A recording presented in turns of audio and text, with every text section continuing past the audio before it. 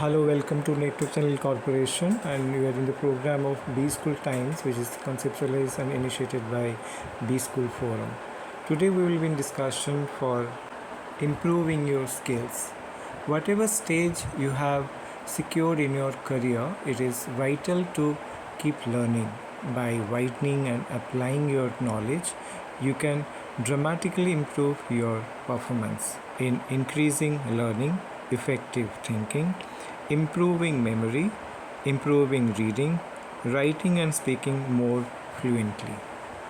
Increasing learning, which can keeps you are never too old to learn, and the need for learning increases rather than decreases.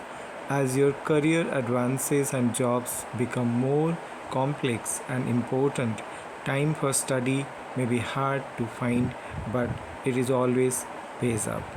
If you feel you need to have more training, ask for what you require. Learn new skills that are not linked to work demands. Never think that training is now all behind you. Insist on getting training you can use and then insist on using it. Educating yourself.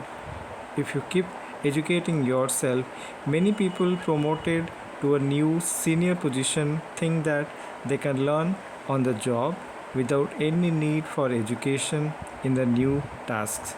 Yet, if you wanted to indulge in a new hobby, for example, windsurfing, you will expect to take lessons. The same principle applies to taking up a new position for moving to a new company. Your natural ability needs reinforcement by learning in both general and specific ways how to do the best work. Many companies fails to insist on this reinforcement. If the employee will not provide the learning, take steps to get it yourself. Learning a language. Mastering other tongues makes a difference in negotiations and business relationships. It is also a valuable exercise for the mind.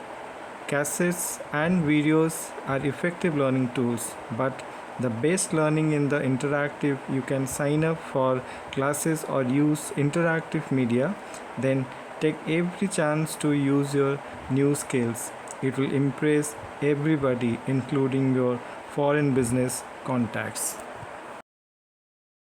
Then mastering computers. However, you obtain access to computing power, it is an indispensable extension of your own brain and capabilities.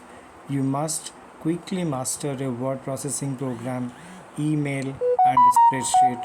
Productivity aids like desk diaries and personal databases too are worth their weight in gold and cost title in some cases nothing, but apart from the personal benefits they bring, computers in many organizations now provide essential access to company files, colleagues, messages, customers, suppliers, collaborative working, and internet, which will be and in many cases already is the conduct of those contacts.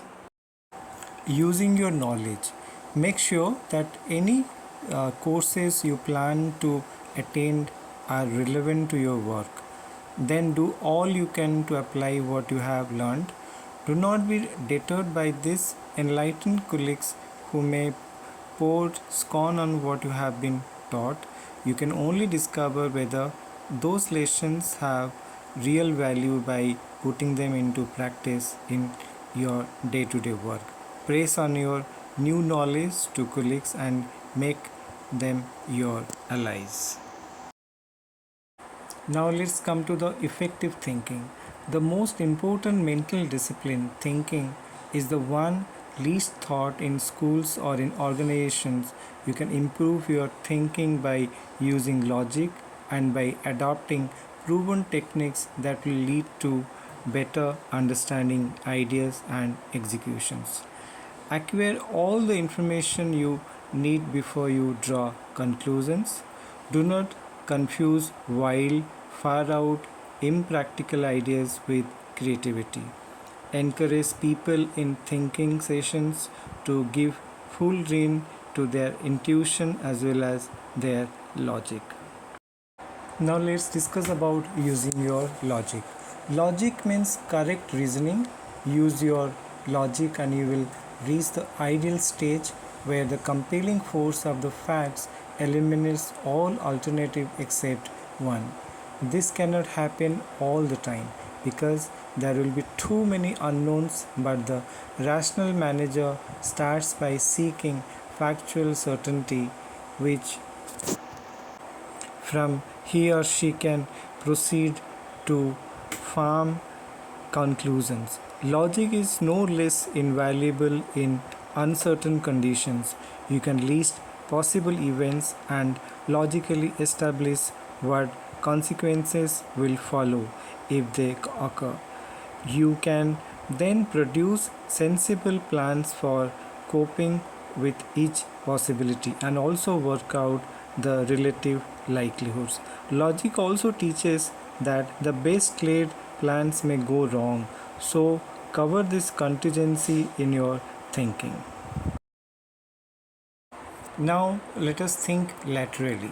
Lateral thinking, as taught by Edward de Bono, uses various techniques to make you challenges received ideas and arrive at new improved solutions and suggestions. One such technique is provocation. When you put forward outlandish notions to see what practical ideas are stimulated as a result. Another approach is to seek analogies from other fields. If you are told that something is impossible or will never work, redouble your efforts to see if the idea is in fact and valuable. Backing your intuition.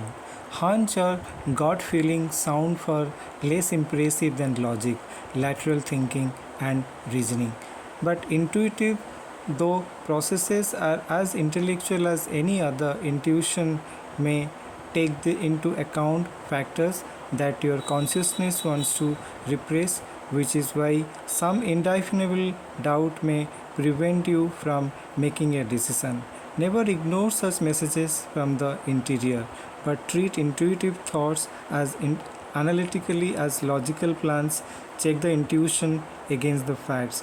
You may not always establish a complete case for backing your instincts. Going with it in these circumstances may well be the best course, so long as you can stand the consequences of being wrong. Now, tackling issues logically. When we apply reasoning to a situation, the result can be counterintuitive, that is, not what you would expect. In this case, David's intuition was to cut prices to stimulate sales performance, but his boss wanted to probe deeper. His logical analysis showed that the firm would be far worse off as the result of cutting prices. The sales chief's intuitive proposal was not intelligent. Now let us take a case study. David's sales chief of a large organization was concerned about sales trends. He approached his managing director, John, with a proposal to cut prices by 20% to stimulate sales. He told John that sales would fall steeply if the price cut did not go through, but would rise sharply if it would. Did John figured out how much sales would have to rise? There are certain questions to be asked. Have I gathered all the facts I need to help me arrive at the correct solution? Have you considered all possible alternatives before setting on my decision? Have I gone out of my way to find new methods of tackling this situation? Did I collect contributions from everybody who has an interest in the matter? To see such kind of videos, please share, like and comment our channel. Till then, take care. Goodbye.